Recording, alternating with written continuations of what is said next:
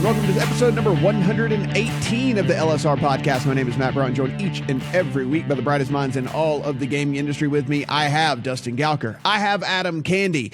You can follow them on the Twitter machine, and you should. It's free at Dustin Gowker, at Adam Candy, 2 E's, no I. If you hate yourself, you can follow me at Matt Brown M2. We're also on all the places that you listen to podcasts, so we really do appreciate you going in, doing that little subscribe, rate, and review thing. It does help us climb the charts. It does help more people find this thing. So Apple, Spotify, Stitcher, Google, wherever you end up finding your podcast, we really do appreciate all of that. We will see if there will actually be a launch in Arizona. We will talk about some stuff going on with Caesars. There are some people who have been in the fantasy industry for a long time who are also looking to get in on the sports betting industry. We'll talk about that as well. But let's kick things off here, guys, and let's talk about this. Look, another football season launches on Thursday. We're recording this on Wednesday.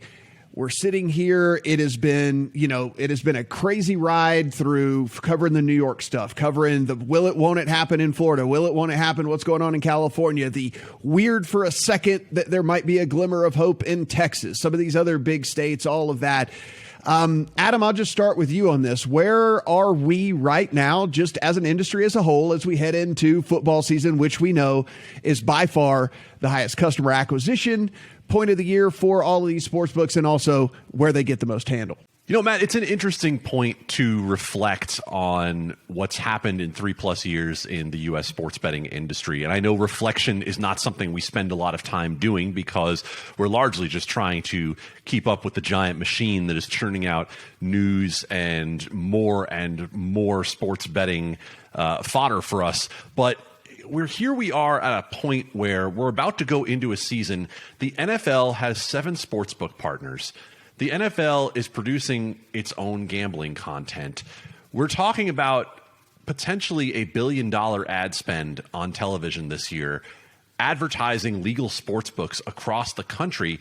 And we have nearly half of U.S. states that have some form of a legal sports betting industry, with a few more set to launch.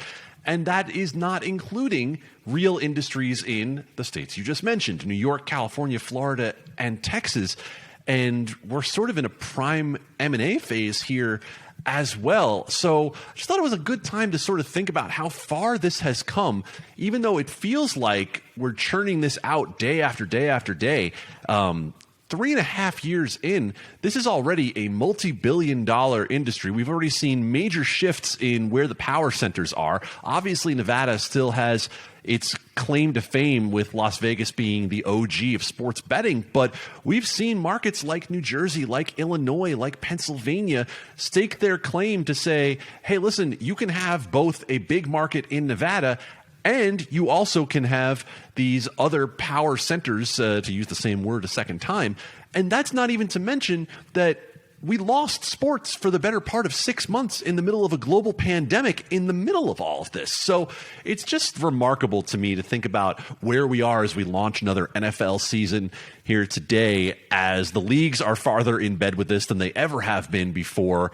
The possibilities still seem endless for where this could go over the next 5 to 10 years. And, you know, I for one have enjoyed the ride so far, and I'm looking forward to what comes next.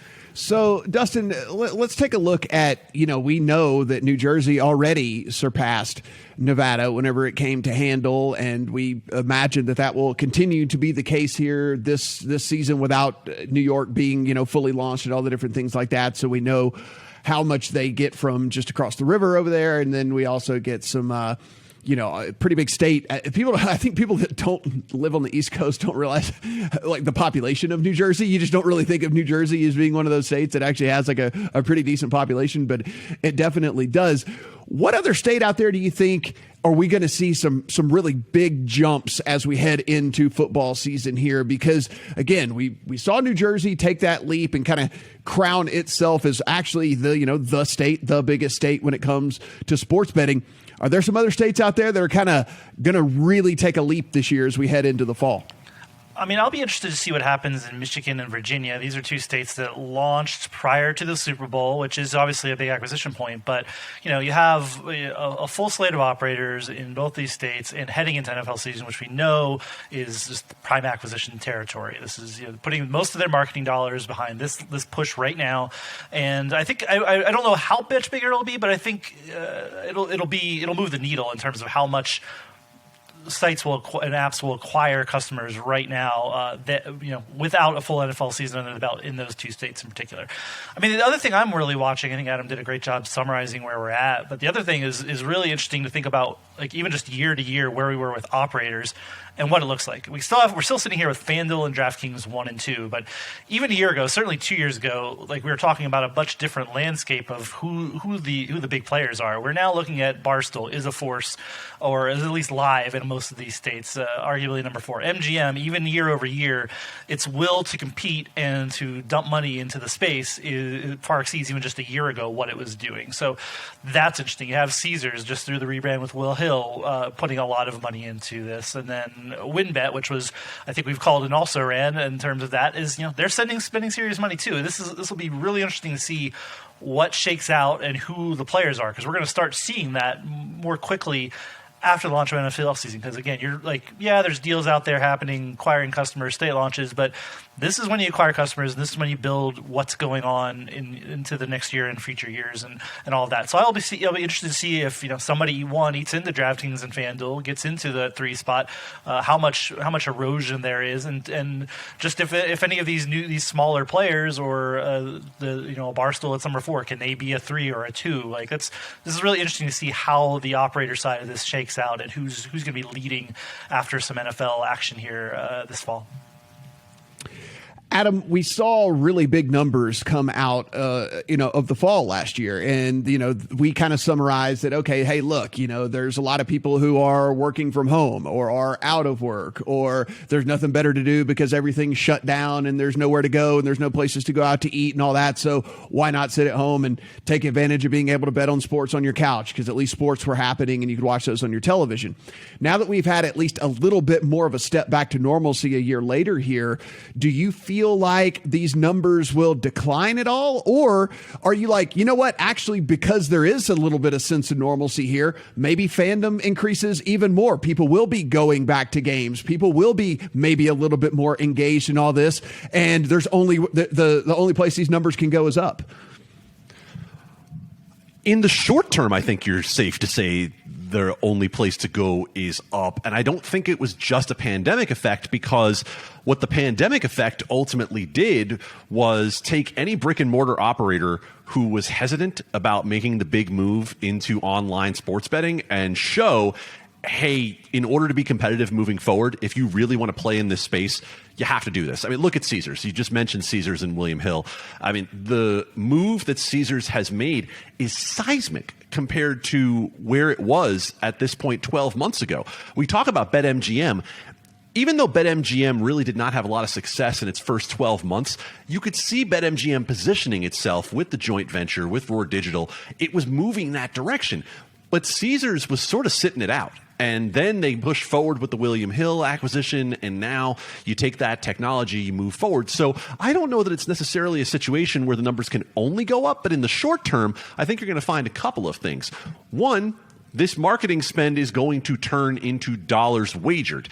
It's not going to necessarily turn into profit quite yet, but it's going to turn into dollars wagered, and we're going to see more handle because people are less concerned about immediate income right now, right? We don't have the job loss that we did in the middle of the pandemic, and there's more discretionary spend that is available for people. And we know in some ways that gambling is a bit of a unicorn. It's somewhat recession resistant, that people will still spend on vice. But when it comes to sports betting, I think when we look at some of the new markets that have been added, when we look at some of the spend that's been made in the casino realm, Dustin mentioned Michigan as a state to watch. Yeah, Michigan's a state that legalized an entire suite of iGaming products. You have poker and you have iGaming to be able to cross-sell into and out of as well. So I think that, down the line, certainly we could see some evening out of these numbers, but I don't think it's going to be this year. I don't think it's going to be where we look at New Jersey and say, wow, why didn't they get to that $1 billion month? I think they're going to get to that $1 billion month pretty easily, while New York still jerks around with figuring out its situation. So, Dustin, we know Wyoming joined the fray. Wyoming joined the fray already this week. We'll talk about Arizona in just a second. Who else are we looking at, at least between now and let's call it the Super Bowl, that might actually get in as well? So we could even be talking about new states that we haven't even talked about right now as far as numbers. Yeah, we're going to talk about, I don't know if we have a timeline on any of these, but Connecticut, Louisiana, Maryland, all sitting out there as states that, depending on how quickly things happen, I think I might have said them kind of in order of how they might go down, depending on, Connecticut, fairly small market, don't have regulations, a lot of regulations to deal with, working with the tribes and the lotteries doing it. So there's a path to Connecticut kind of happening quickly there. But those are the big ones. And then you have New York sitting out there, which after a flurry of news has been quiet. I think I think we kind of expected that to be quiet, but we'll know later this fall what's going on in terms of New York. But everything seems to point toward a launch before the Super Bowl. And then you have the enigmatic Florida as well. As we sit here like 5 weeks away from a potential launch with a Hard Rock digital product, we've been saying that there's a possibility of a lawsuit slowing this down. That's still a possibility out there, but right now there's a chance that Florida launches in October, in probably a non-competitive monopolistic market at the start. But there's all of that out there on top of the new states that have legalized and just states that are going through their first NFL season. Speaking of lawsuits, Adam, as we move on here, there was stuff going on in Arizona where we were, and I say we as in myself, maybe you, who were thinking about making that drive down there for whatever goodies might come at the beginning of the NFL season here. There were some lawsuits out there in Arizona. Where do we sit with this? And again, this is a launch date of, let me look. Yeah, tomorrow. So is this actually going to happen? So before I answer that question, Matt, have you made the trip yet? I haven't made the trip yet. I got to make sure that we're up and going. We got to make sure we're doing okay. it. All right. Well, then let's give you the news that you need. As of now, it appears Arizona will launch tomorrow. What we saw happen on Monday was an expedited hearing on a request for an injunction, a restraining order to stop Arizona sports betting from launching temporarily. That came from the Yavapai Prescott tribe, and it was denied. The judge in Arizona said he expected an appeal. We have been hitting refresh on the court system and not seeing that appeal having been filed as yet. So here we are on Wednesday afternoon as we record this podcast, and it would be almost impossible for that appeal to be filed and heard before we turn the spigot on in about 12 hours here. So it looks like Arizona, at least for the time being, is going to launch. Could there be a hiccup in there somewhere if this appeal were to be successful? Yes, but the Arizona market, which is going to have a highly competitive environment, you're going to have the better part of 20 operators, not quite full at the start, but close to that. You're going to have a highly competitive market where the tax rate is low. The barrier to entry is not really all that strong. And you're going to see lots of great offers that you, as a Nevada resident who is frustrated with your app offerings, might want to make that trip over the dam to find out about. Yeah, Dustin, we're going to have all the major players. We've kind of talked about this on previous podcasts, but for those just joining us for the first time and want to, get in on what's going down in Arizona. It's DraftKings, it's FanDuel, it's Caesars, it's MGM, it's Wynn, it's a whole, as Adam says, should be upwards of 20 when it's all said and done. But you are going to have the choice of anybody that you would like to bet with, essentially, if you live in Arizona.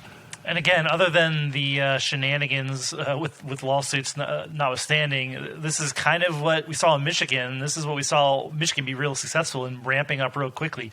And you have the addition of right before NFL season. So if we have go live here tomorrow, it's going to be big because all the operators are marketing at the same time in advance of NFL season. Some of them have, as we've talked about on this podcast, league and team partners as well to try to drive even more engagement and signups and things like that. So it's not quite the perfect storm, but it'll be, Arizona is going to surpass other launches by a long shot, just between the population and kind of the perfect storm of a lot of operators going live on this at the same time and all trying to compete for those customers.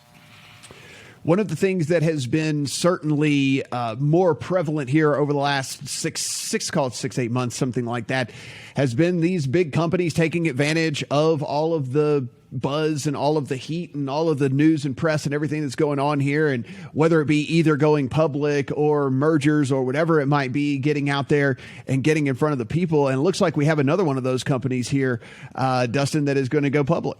Yeah, I think we've talked about Sportradar going public, but we had precious little information before. So their newest information, some SEC filings published this week. They're going to try to raise $600 million for its U.S. IPO. Going to be a price of about between $25 and $28. So raising a lot of money at a valuation of $8 billion. That's a lot of money, obviously, for a company to be worth. But so those are the details. So Sportradar has been out there as one of, like you said, one of those hot companies that going public was here in the U.S. was part of it. It was originally looking at a SPAC to become do that, but now we have a little bit more information about the IPO. Good story over there by Brad Allen at Legal Sports Report, talking about whether it's worth $8 billion or not, and giving you some more of the details about Radar. But other than, I think we wish they had a bit different ticker name. I think Brad was taking exception with it. Didn't go with RADR. It is SRAD on the Nasdaq Global Select Market. Adam, you talked about Caesars coming in and spending a bunch of money and trying to really establish themselves as a big player in this. And now, listen, I think that people might be underestimating that a little bit because William Hill had a decent little market share as it was. And so going ahead and acquiring that as opposed and then having the customers they already had, it certainly gave them a nice little boost with all of that. And so they decided to go ahead and join in the fray of being able to, and there are at least, I think you and I would say there at least are some benefits to the official league data thing, but we aren't necessarily the biggest fans of it all. We are not fans of official league data by mandate, by legislatures in states saying you have to do this and making it potentially uncompetitive. If you want to make a private deal, go make a private deal.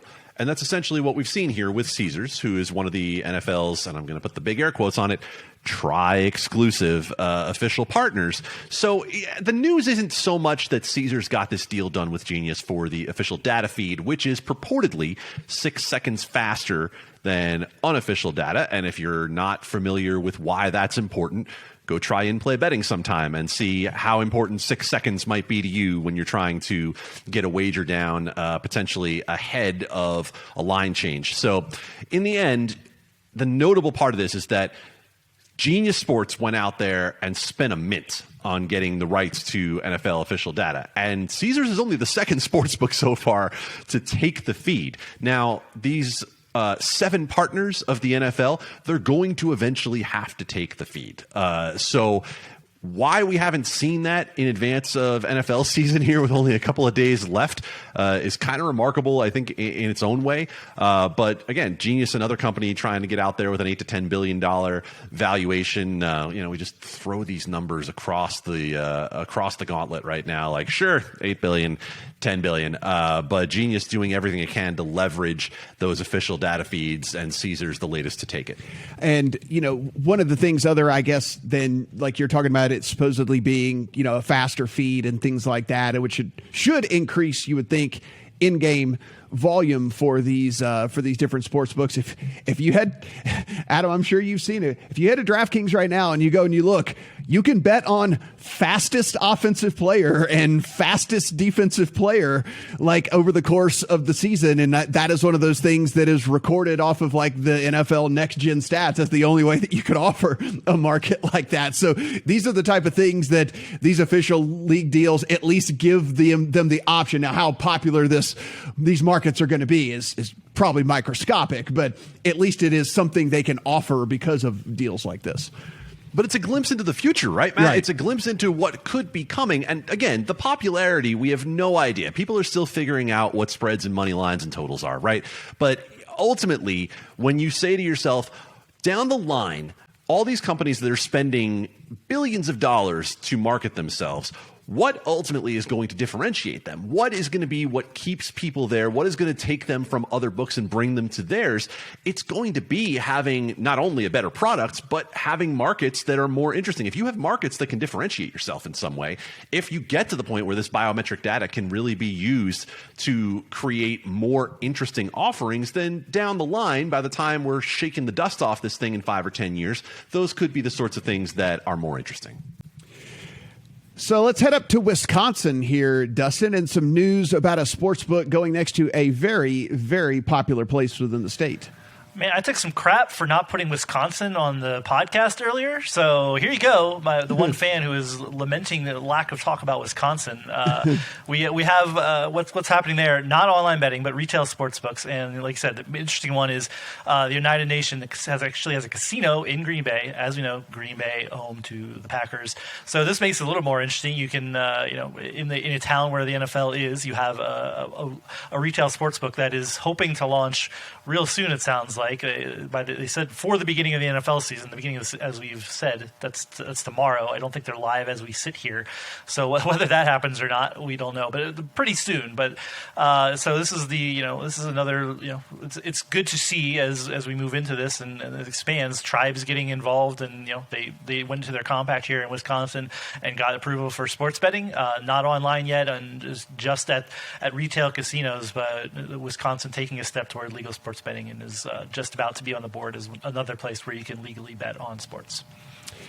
Adam, we know that the origin of DraftKings was in fantasy sports. We know the origin of FanDuel was in fantasy sports. There's another big, listen, you definitely have to be, I would say, kind of in the bubble. But if you're in the bubble, Underdog Fantasy has really shot up in popularity. It is primarily based on best ball, which if you've never played best ball before, it is you go in and you just draft and that's all there is to it. You don't have to do anything once the season starts. You just draft a really deep team and the players are automatically plugged in at the positions. Whoever's the best scoring player on your team for that week is automatically plugged in. It's become a very popular way to play fantasy sports. There's big tournaments and $1 million payouts and stuff. And one of those is over at Underdog. Well, as DraftKings and FanDuel have done, it looks like they have their eyes set on launching within the sports betting realm as well.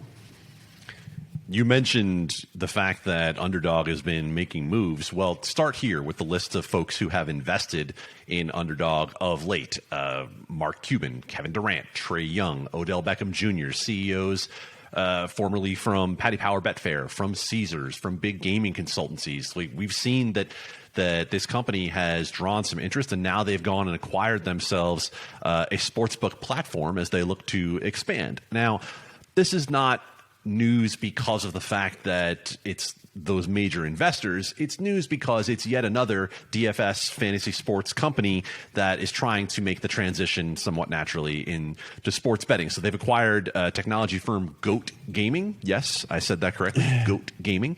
The technology from the UK and Ukraine from Goat includes player account management, trading and risk, and a wallet. So things that Underdog ultimately needed to be able to make the push to own that technology. So as of today, Underdog is highlighting the fact that it has 50,000 paid customers in August alone. So, another one of these that we keep an eye on as we move forward here because of the fact that, having raised $15 million as a fantasy sports company is notable. And I mean, guys, there are things that I've seen recently on television that absolutely blow my mind. And Dustin, you'll know exactly where I'm going here. I saw a TV ad for Prize Picks. For Prize Picks, one of these smaller fantasy sports companies that's just been trying to make an impact for a long time and now has raised money to the point where it's advertising on television. We joked about Monkey Knife Fight.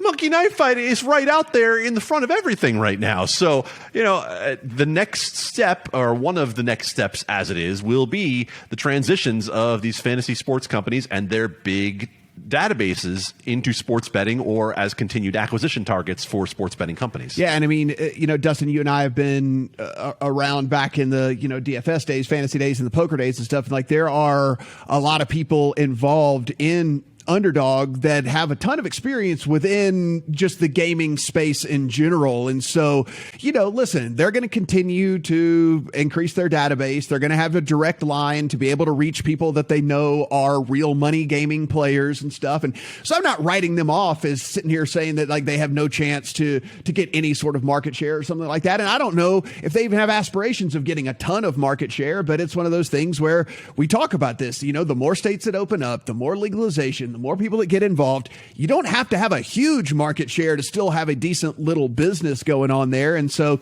I don't know. I think that and I'm not privy there's a to chance what's going on, but like Adam alluded to, this feels like M&A fodder to me. Like, okay, you have a database of users, you have a sports betting product or tech that you can bolt on. This starts looking really attractive, and you get a bunch of people who are smart at doing this. Like, you want to get into it. Why not buy Underdog Fantasy, get into the sports betting and DFS space? And DFS is like, as all of these companies, what we talked about, Monkey Knife Fight, Prize Picks, and now an Underdog, this is placeholder for sports betting. They can go in and do DFS where you can't do sports betting right now, and you're acquiring customers that are easily converted, as DraftKings and FanDuel have proven over and over again. So, yeah, I mean, I like these companies now. I mean, if they're all either can do it on their own, and maybe that's the plan. I don't know, but they are then now acquisition targets that they can make a lot of money. That's why you're seeing Prize Picks put money into advertising, get your name out there.